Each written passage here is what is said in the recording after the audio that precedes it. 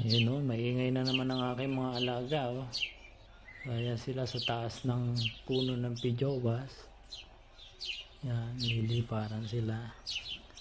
So maya maya magbababa na yung mga yan dyan. Yan, o. Kasi kung nilagyan natin ng pagkain doon sa baba. So yan o.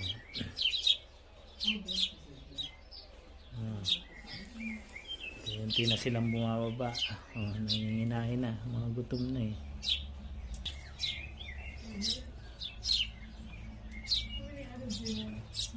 Ayan, dami na nila oh. Ayan na, datingan na.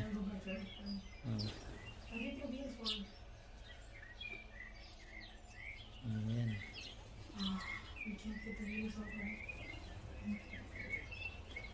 Gutom na sila oh, ang dami oh.